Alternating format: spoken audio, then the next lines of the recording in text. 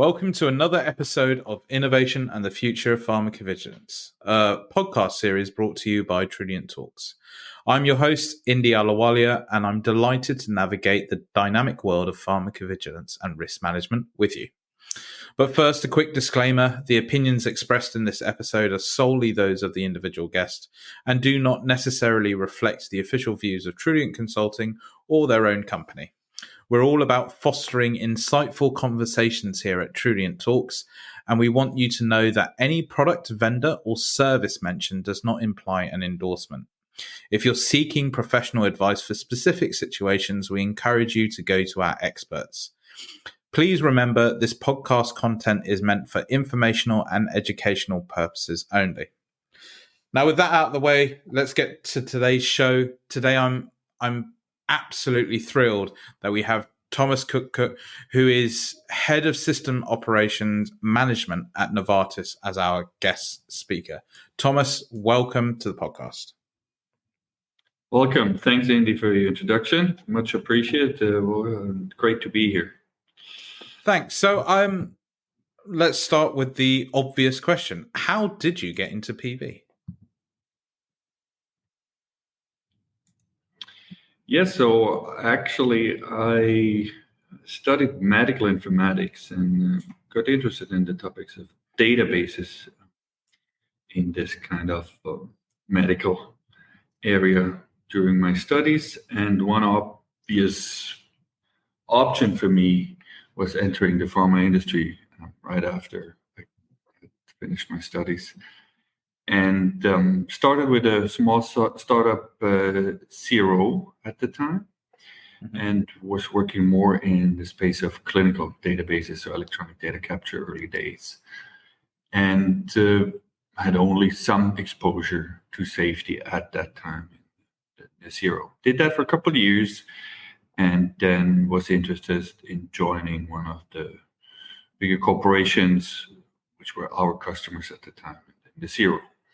And when I then started at Novartis almost 20 years ago, my first role here at Novartis on the IT side was to support clinical and safety systems. Oh, okay. So I was leading a small team. My first role at Novartis that managed the operational support of clinical and safety systems from the IT side, between the external vendors and the internal end users. And so already in my first role at Novartis there, in my first years, August safety support was part of my team's responsibility. That's how it all started. In between, I then departed from safety and also departed from development even in my scope, but that's how it started. Now, much later in my career, last couple of years, I came back to safety. And what was the drivers to move away from safety, and then what were the drivers to come back to safety? Like, there must have been something that did that boomerang effect towards to you. Yes. So after I was leading this operational support team for a couple of years, I was asked to switch to more the implementation side of larger strategic programs. And one of my tasks here at Novartis was to implement the clinical electronic data capture dictionary management system. So I was leading strategic programs, and through that role of getting experience in leading strategic programs, I was then interested in switching business domains to learn more about other business domains in the pharma world, as I'd spent so far my first 10 years of my professional career in development. And that's when an opportunity opened up within Novartis to experience the commercial side of our business in marketing and sales. And I found that a very interesting move for myself to really get a better understanding of the pharma business end to end. Now, there's still other domains next to development and marketing and sales, but that gave me a good, nice exposure, focusing on the country sales operations for a couple of years, and then started implementing also systems for the sales force at large scale. That was mainly what's Viva CRM solutions, Salesforce.com based solutions. And that also introduced me to the world of cloud computing and this very different area of the business. So it was very interesting to me to see how different the mindset is in a development setting, which has a longer time span for some of the initiatives and outcomes to arrive compared to a sales business, which is very, short-term driven, quarterly sales targets driven, and which then also implies an IT and systems support that is much more targeted to immediate return on investment. Right? So that was a couple of years in commercial IT, which I very much enjoyed. But as I knew development and was arriving at a point in my career thinking, what do I like most? I was missing, to some extent, also the ability to, develop a strategy, implement that strategy over a couple of years, including building relationships within a team, hire talent, develop talent. That in some years in commercial IT was also more short-term oriented. So I went through a phase where I couldn't really see endpoints of what I had started quite often, including the relationships and talent development and such. And when I was offered an opportunity to come back to the business side of development in safety, I reflected on that and I felt it's actually my preference that I get into an environment that allows me to work in a more steady way and develop strategies and talent with some time to really allow me to take these steps into execution after developing strategy. And that's actually, in hindsight, for the last 4 or 5 years in safety, where I'm now on the business side, acting as system owners in my team. What happened? I felt that was what I expected, and I really enjoyed that part of my current role. So you were on the IT side of safety, then you went off and did what I would say you went to the wild west of the sales and commercial organization, and then you came back to safety, but on the business side. Was there any big changes, or was there a surprise that maybe things hadn't moved on? Or where were you when you came back, when you reassessed the landscape? Yeah, so over the years, with the network I had of here at Novartis or outside Novartis, I think it was still well known that things in safety don't move as fast as elsewhere. And what happened with the vendor landscape and the implementations here at Novartis, I think then it was not a surprise to that extent that things hadn't moved. Actually, when I was talking to the managers at the time about this position, it was more a topic of interest for me that things hadn't moved, and where I thought during my time in commercial, I had experienced a number of things, including cloud computing, including some of the abilities to execute on some things more rapidly in today's technology landscape, that I could offer in this space to help advance some things more quickly now.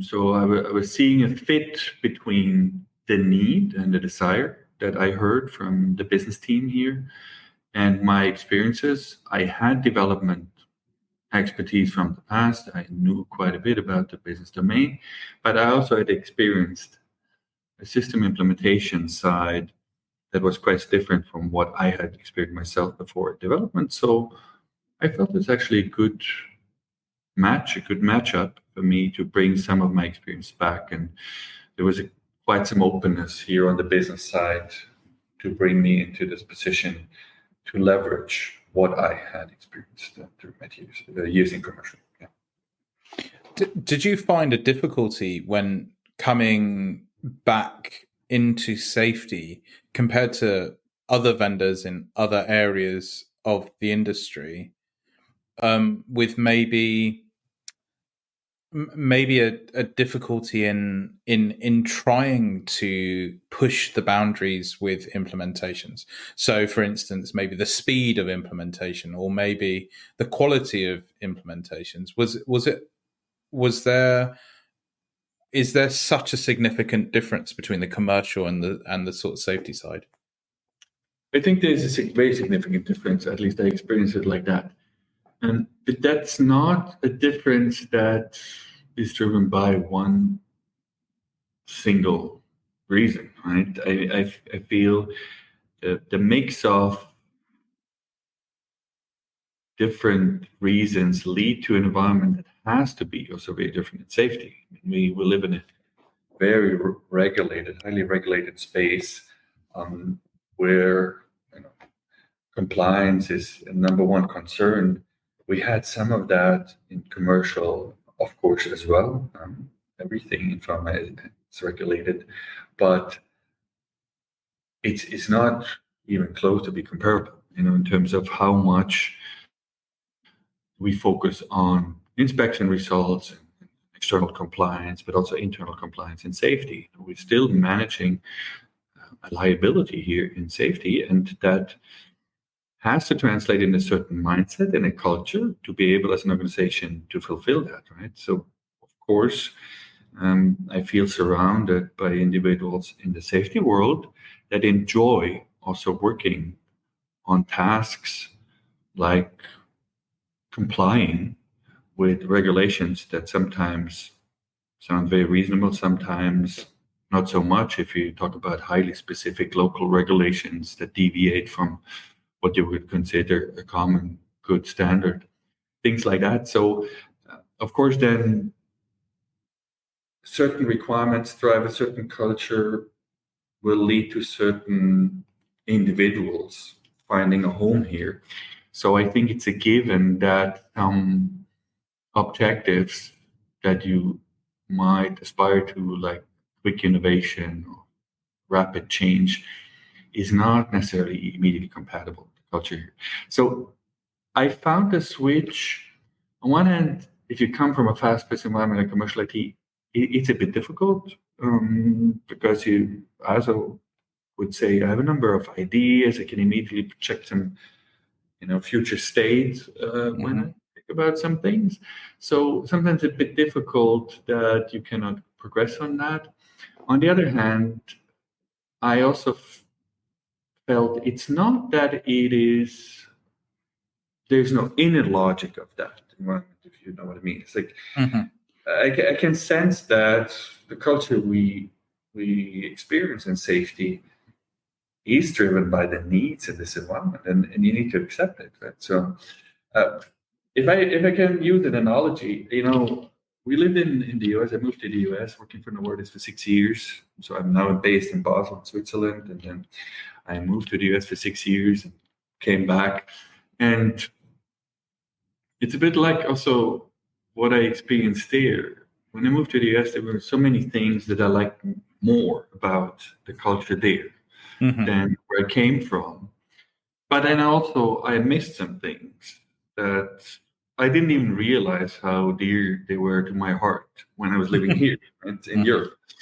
And so you try to imagine the best of both would be fantastic, right?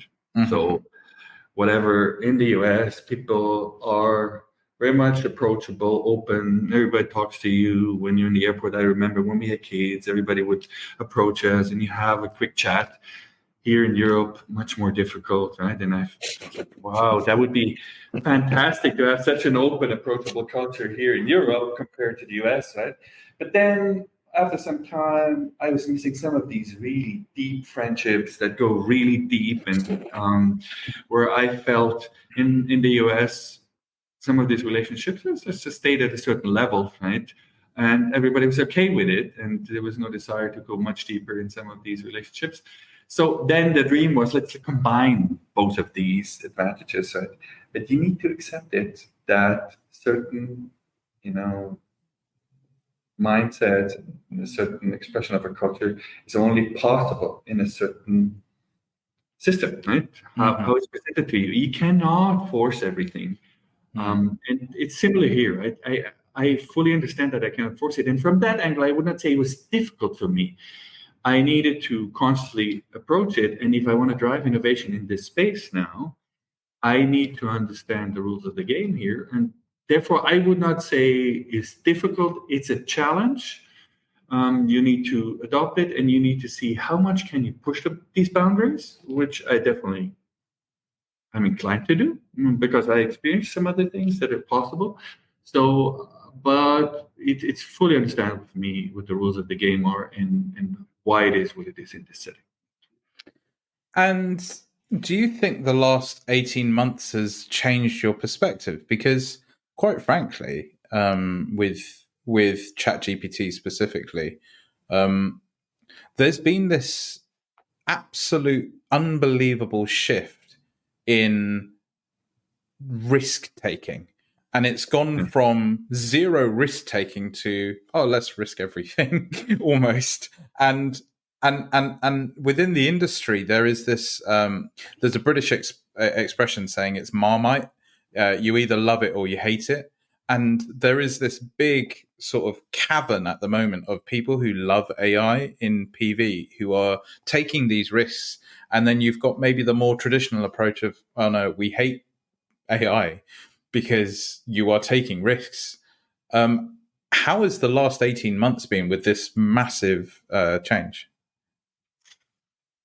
I think that's really interesting to reflect on. I'm not sure if anyone could predict where we're headed exactly, also with AI and safety. How I see it, it has been shaking up many, restrictions or boundaries we put up before, right, in our mind. But that's affecting every aspect of our life, almost, I feel, in every aspect of our business. So most probably what I'm thinking is it will shake up safety for sure, but in relative terms and how much AI will change other domains and other areas. Again, safety will be much less rapid in adopting because we're risk averse, right? And we have to be risk averse. So it might feel radical even in the space of safety, but compared to other domains, we will still not be taking much risk, right? So that's also, I think, that's the right approach again for safety, because there's probably more at stake. So we cannot play around that much and just go by trial and error. Our domain, that's not acceptable, and we shouldn't do that. So probably in relative terms to the speed of change in safety, it might help us to certainly be much faster in adopting new approaches and shaking up things that we saw as boundaries. But in absolute terms, I think we'll still be one of the domains that will be very slow to adopt. And personally, I must say, we have been implementing AI in the area of safety for a number of years, but have not faced deep conversations with regulators on it in the context of inspections, despite us applying this. So time will also tell how some of these conversations will go. We have some clear guidelines from some of the authorities now where we could start, building our clear governance around it and our controls. But time will tell how much impact it will really have. And it will be interesting to see, do we find very targeted use of AI for safety that really,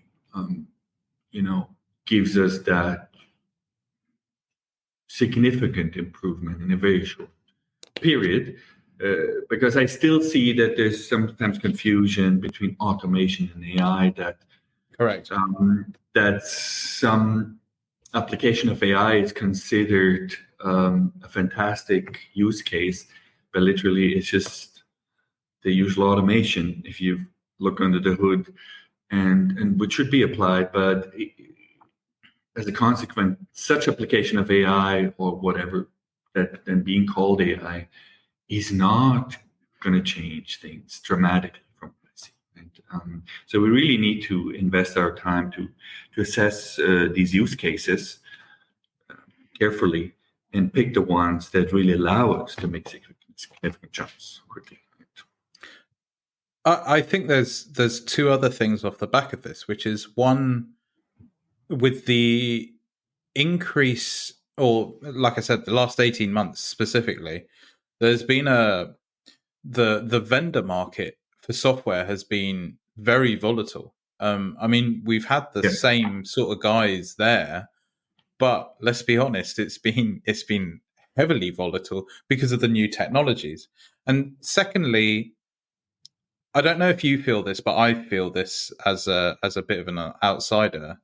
But the pressure that is put onto PV departments about adopting new technology without them really investigating where the use cases could be used better is really high at the moment.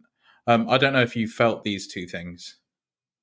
Absolutely. I mean, most companies, and I also experienced that for the last couple of years, there's a strong push, say, let's adopt these new technologies as quickly as we can. And probably as many companies I feel we went through a period of trying to adopt this, doing a number of pilots, and then realizing it's much more difficult to implement such solutions in a sustainable way to drive expected business outcomes in the long term. Running a pilot and looking at opportunities is one thing, but then implementing it at scale, especially for larger corporations, is a whole different challenge, right? And so I would personally say we've came to a conclusion that the targeted application and also sustainable implementation and reusability of certain things that we implement have become much more important in the approaches we take. And therefore, yes, there's a certain hype, if you want, in the industry, or what you also hear in conferences and such. But I would argue, when I look at the implementation, yes, there's a push, but there is a careful consideration at this point, what and how to implement it. So I don't see a hectic at this point, like it was there probably some time ago, where it didn't matter much if it's sustainable, just get something out the door. We are already in a phase now where it's a much more careful consideration what to implement. And I think that's very healthy. And it's probably a normal cycle, how this evolves. And nobody expected that very immediate hype around AI, which surprised everyone, that it was taking off so rapidly. And now my perception is we're already in a phase in the professional application of these new opportunities. We're more considerate in what makes business sense. With regards to implementation in general, like the change hasn't happened, right? There's still from the software vendors, there is like an assumed model, right? There's this is how every company should work, and there doesn't seem to be much alignment. If you go to one vendor versus another, it's very much that they have interpreted the regulations or the way things should be done processes wise based on who they have worked with, right? So yes, that is true. And I think that's an interesting perception I had much more strongly when I came back here on the business side than assessing the vendor landscape. And as you rightly said, I mean, there's a strong movement in multiple smaller vendors or mid-sized vendors coming in to the safety space, especially, but not only safety, development as a whole. You can see that. That somehow,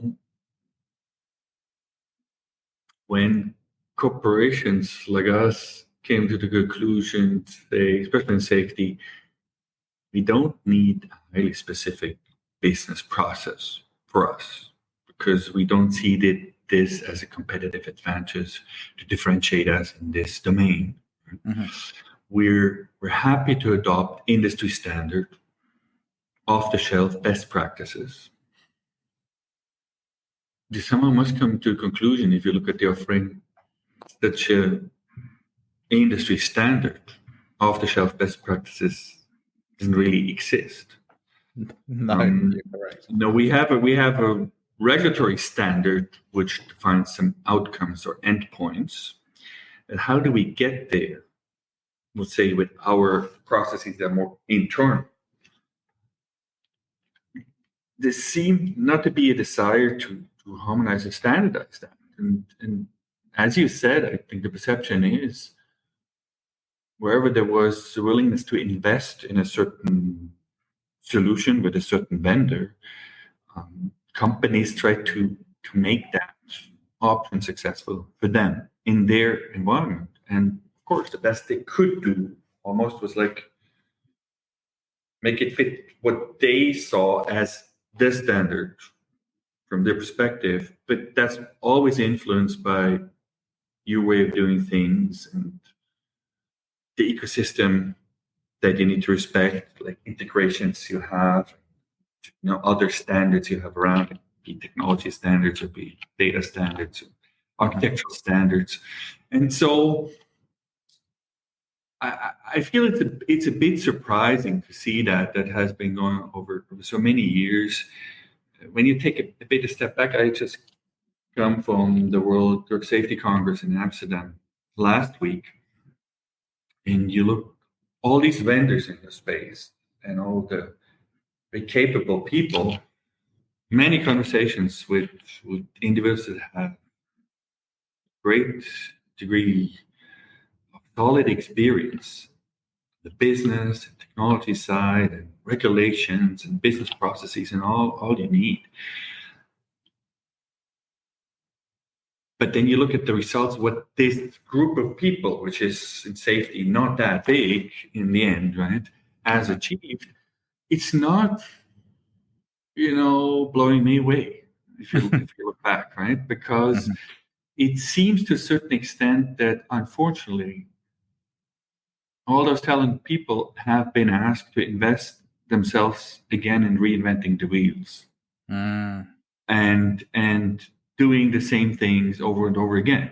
I mean, another intake solution, another analytics tool, another tool to do a little bit of this and a little bit of that, which in another marketplace is fine because there's so much space for many vendors, right? When I, again, go back to my commercial world, a regular sales model allows you to serve many industries with some basic components of a sales system, a CRM system, right? It's not so different to sell product A, B, or C, right? But here, safety is highly specific. So the marketplace is not big enough to allow dozens of solutions, right, to be developed and be driven with a lot of innovation constantly. So I see a pattern that in this ecosystem between the sponsors and the vendors and then facilitators, consultants, we're still busy, at least that's my perception from discussions with my peers, but also with vendors, in repeating the same quite a bit. And after significant projects and a lot of investment and effort put into projects, you arrive at not so much incremental improvement over what you had before. Switch the solution, you switch the platform, you have a new technology applied, but if you look at the effort, you had to invest in a lot just to maintain the basics. And the time invested in the incremental innovation or advancement is minimal. So it must have to do for me also with the lack of some agreement on what good looks like, what is a standard business process, what could be standard data elements you use, what could be standard, interface architectures that we adhere to. And that could be driven by a number of factors, of course, which are obvious. And, if you can establish a kind of de facto monopoly on something, and the barrier of entry is high, and for a sponsor to switch solutions is a significant effort without an immediate return on investment, then the market evolves like this. It's understandable to me, right? And makes good business sense for whoever is running a business in this space. And therefore, we need to. I would challenge, and I do that in my conversations with peers now, but also with vendors, to challenge: do we want to be in this space? Is this what makes us happy at the end of the day? And then I define happiness at a very personal level. So, when I leave the office every day, or when I summarize my yearly achievements at the end of the year and look back what happened in my professional life, can I really be proud of having managed, again, issue a solution on some basics another year? Is that what inspires me, what drives me, what really makes me proud of what I contributed with all my, emotional energy that I bring to work every day? Or is there something else to aspire to have, even more fun and more inspiration from breaking up some of these boundaries and saying, no, actually, how about safety shining as a domain, saying, we broke out of some of these patterns. And in the end, I would even feel, if I'm speaking now as a member of a sponsor organization that is buying software, that is hiring consultants to help us, I would even argue all parties involved in this setup would benefit from a more rapid change, from a more open architecture, from a bigger drive to move on, right? Because even vendors would enjoy it, that they have a more dynamic environment where innovation is rewarded and where they can see the results of these advancements as a positive success, right? So, and right now I feel the incentives are not necessarily lined up in that way in this space for safety systems, especially where I'm dealing now. There's still enough reward for, meeting the basics. That's fine. Keep the business afloat, out of trouble. That's good enough. Quite often, unfortunately, the cost of change is high and the barrier of entries are significant. And so that's a question I ask myself: would we all together in this ecosystem that we're living in, safety systems, enjoy some more dynamic environment? I think what you said there is fascinating, and actually there are a couple of bits that I picked out specifically that I was thinking about. One was the enablement to be able to switch solutions based off some easy data migrations, for instance. Anyone that's ever been through a data migration of one safety system to another, it's an absolute nightmare. And it's getting worse. It's not just one type of database. It could be JSON files. It could be some other sort of file that's hidden somewhere and stores data. And then secondly, there is this insular thing, and I don't know if it's to do with the move to cloud, which is once you're in our cloud, it could be an AWS cloud, it could be a Microsoft cloud, it doesn't matter. Once you're in our cloud, we've got you. And moving away is difficult. And that's the way that these vendors are thinking right now. Nothing is new, right? It's just another way of keeping you longer.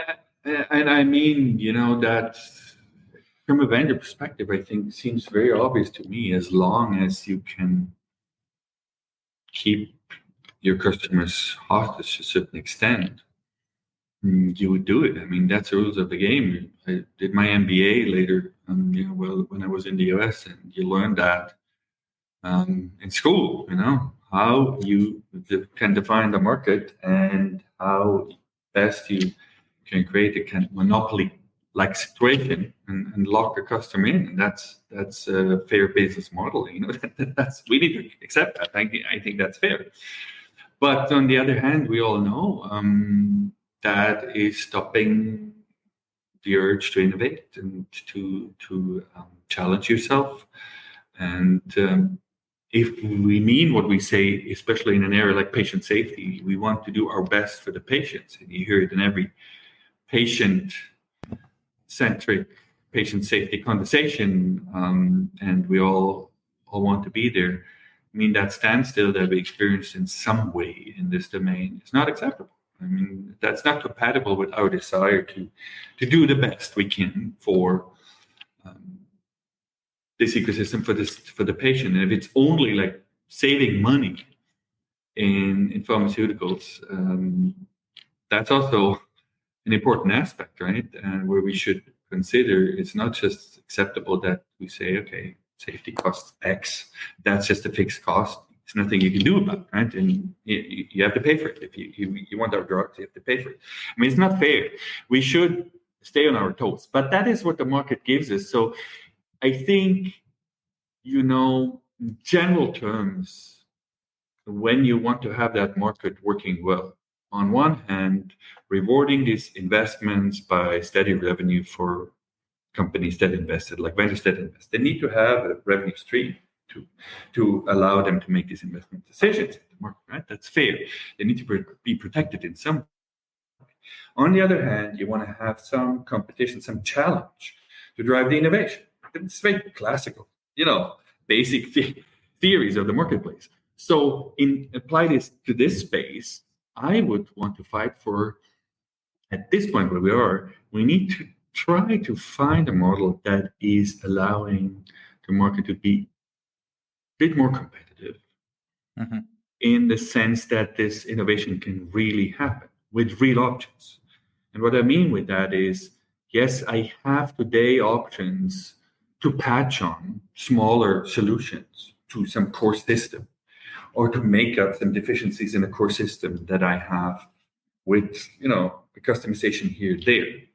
But that's not really a sustainable model. And that's really also not changing the way these monolithic systems are being looked at, right? Because that's still right now what everybody that I talk to at least would say, yeah, in the end, you still need that centerpiece, that database or whatever, right? And you can build stuff around. I would start challenging that and say, in today's technology world, the opportunities are there. If we would agree on a standard or standards for data, for architecture, for interfaces, for processes, then I can imagine a future that even in this very specific safety world, we could create an environment that allows innovation to come in smaller pieces, and the switching cost is much lower. Now, I had that immediate experience on the Salesforce.com platform as I worked a couple of years, right? Where a large corporation like us could switch the actual solution on the Salesforce platform in a very quick fashion with very minimal cost change, because the platform did define data and architectural standards. And then we will not arrive in such a platform model, I would say, for the whole industry safety. But the concepts could be applied. If we come to an agreement on certain data model standards and architectural standards for interfaces and processes, more importantly, then I could imagine a world that if a couple sponsors get together and say, yeah, we declare this is our standards. It could get started to be adopted more widely. And the vendors then have a sense of security. If I adhere to those standards, I have this customer base. And that could be appealing for the larger vendors and the smaller vendors alike. And then the larger vendors who could be challenged by smaller vendors because you could more easily switch in now a module. And these modules are not standalone solutions that, again, you would apply like we do often today, but honestly, there's some interface, but it's, again, customized to your ecosystem. No, it would be standard, right? And you could really say, okay, I can invest in this module in the long run if nothing better comes along, but it might keep the larger vendors on their toes to say, I don't want to have these small vendors invading my space. So I rather invest a little bit to advance this module where a new vendor is coming up. And that's the very traditional way in how innovation can be fostered through the marketplace. Right? But I feel it's a bit on us sponsors right now to also direct that, to say, you know what, we long for the standard, but you vendors don't have an inherent interest, obviously, to define that standard as long as your business models are working fine. But well, why should you? I fully understand that. Regulators don't want to get involved in what we do internally. They don't have nothing to do with that, right? They say that's none of our business to think about how you do these things internally. So we're just measuring you by outcomes. So it can only be us, I feel, as sponsors in this marketplace to help shape a different way of working. So that's where I felt after some initial adjustment being back into safety, where I just needed to get adjusted to, okay, what is the operational need of the day? How do we keep the ship afloat? Now, as I feel I have experienced some of that for some years, I just wanted to get in touch with peers, and I started having these conversations with my peers from different companies saying, couldn't we think about such a future, and who would be willing to invest into that, their time and experience to test out if we could achieve something through such things. And that would be a relatively lower cost than an implementation of a software that they have no idea what it's going to be in. Very much, because the picture I have in mind is this, when we do our projects, even for smaller projects, we sit down, we draft our requirements, we have long conversations with vendors. It's not unusual that we have to educate our vendors on the details, right? Be it the business process, be it technical requirements. And so, in a sense, if I do that in the context of a project with one vendor, or if I do that same thing first with my peers to agree on the standard, and then hand over this common standard to the vendors, it's probably not so much more effort for us as sponsors. If we just all agree, then we say, okay, instead of you continue developing your new requirements for your new intake tool that you want to deploy next year, why don't you invest your time in developing the intake standard process, intake standard definitions, as to make one example, right? It could come at very little incremental cost to us as sponsors if we only agree to drive them. And, we've been brainstorming that as I started discussing this under the umbrella of the Pistoia Alliance, right, with peers.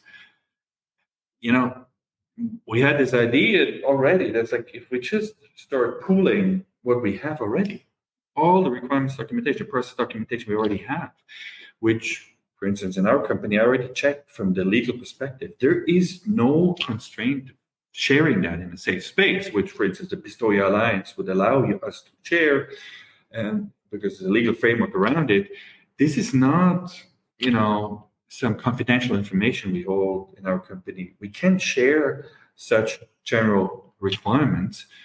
We could open that up, and most probably, if I talk about requirements in our space or process in our space, more than 50% for sure, probably even a relatively high number, like 80 or 90%, would be overlapping. And you could very quickly come to an agreement and derive some standard there, then yes, I understand there is some detailed conversation which can get difficult because you work in your ecosystem, you have specific requirements and so on, and we would need to, invest some time to find out where do we draw the line, what's part of the standard, what's not. But see, that's my current thought. If we test that out, we should see very quickly how much of a standard we probably already have in a sense, but it's not been declared as that and has not been shared as that, and therefore has not been used in our vendor interactions so far. Is there a big difference between a company, say, the size of Novartis, GSK's, Bayer's of this world, compared to the majority of the companies who would benefit from this? So the more smaller, mid-size, maybe not even mid-size, let's talk smaller, who may only have one or two compounds. How can they benefit from this, in your view? Yeah. So I think there's a difference in such I experience. I think we make our life super difficult very quickly with endless conversations on thinking about all the specific scenarios that we've seen, right, and that we experience. And it's probably true that we go through many inspections or many conversations with many different products and markets that we deal with, and therefore, yes, it's probably true that we would argue we have much more sophisticated requirements than a smaller company. But in the end, if you start challenging some of these requirements, probably we could have pushed back on a number of them in the past, over the many years as they were established. Were they really critical? Were they really important? I would go even so far, even in our conversation with the authorities, right? If you get a finding, doesn't necessarily mean you accept it without a proper discussion. We have the opportunity to challenge these findings and say, is it really meaningful?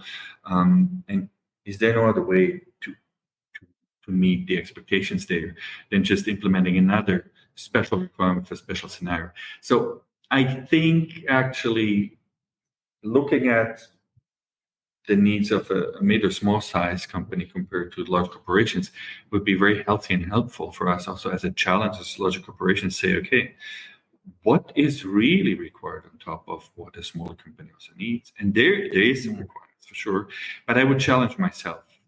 And therefore, it would be nice in this conversation not to only have big corporations, but also smaller companies. Then in turn, if we could come to some agreement where even between larger corporations and small companies, we come to some agreement and say, okay, this is standard. And probably smaller companies say, okay, this and this and this part of the requirement is going a bit too far.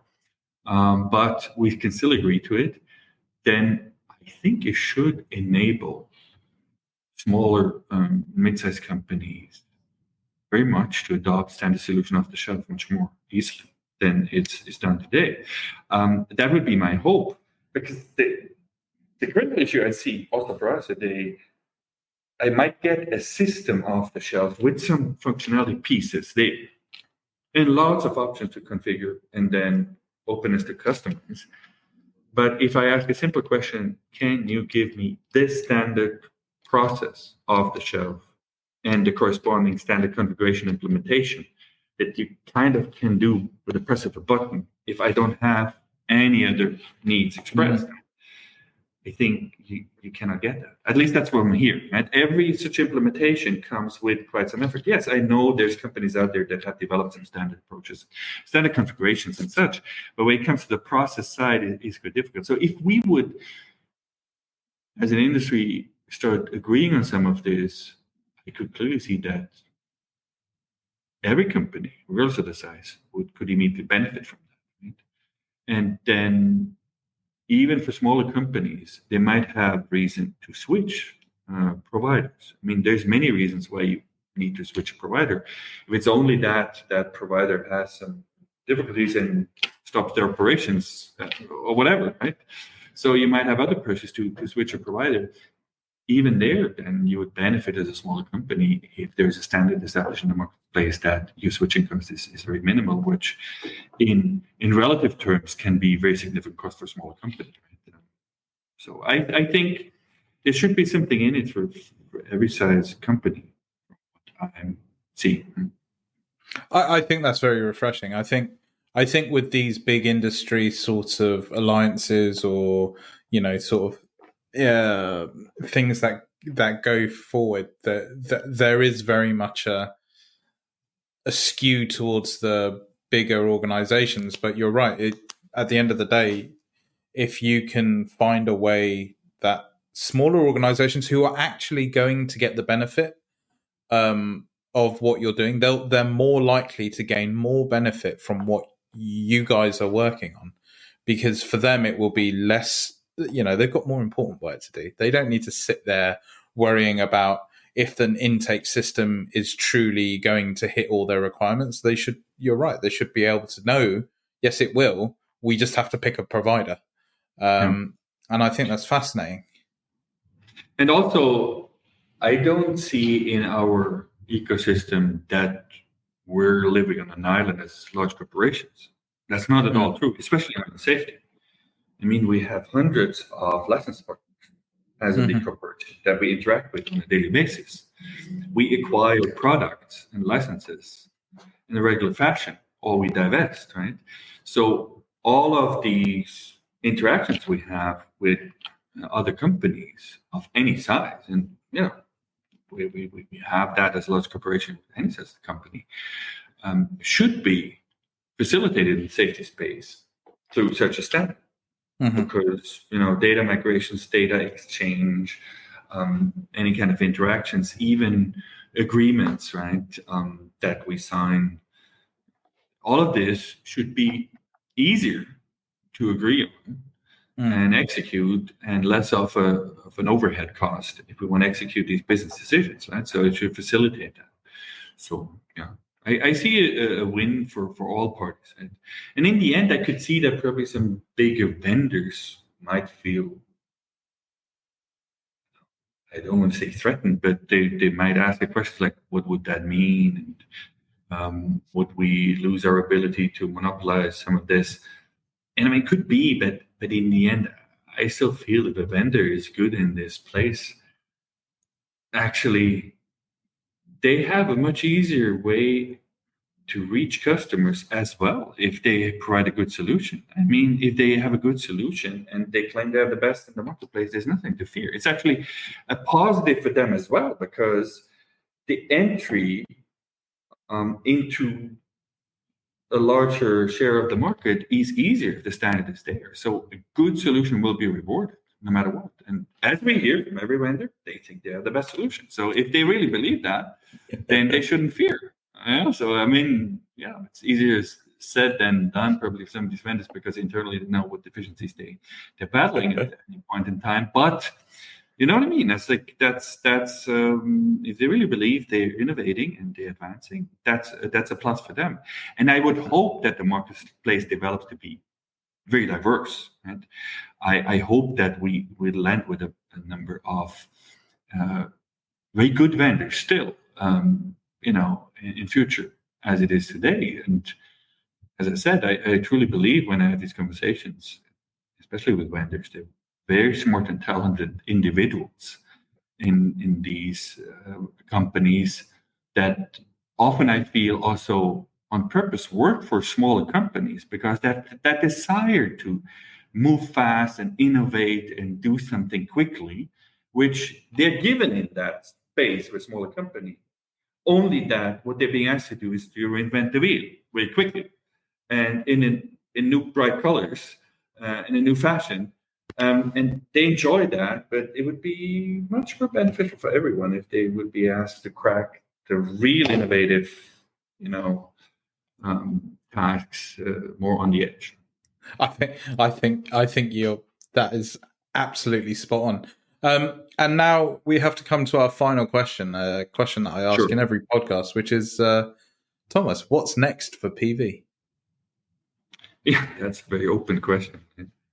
So my dream for PV is that we get much better at managing the liability, which is still the core focus that I see if I talk to my business colleagues here or peers in the companies.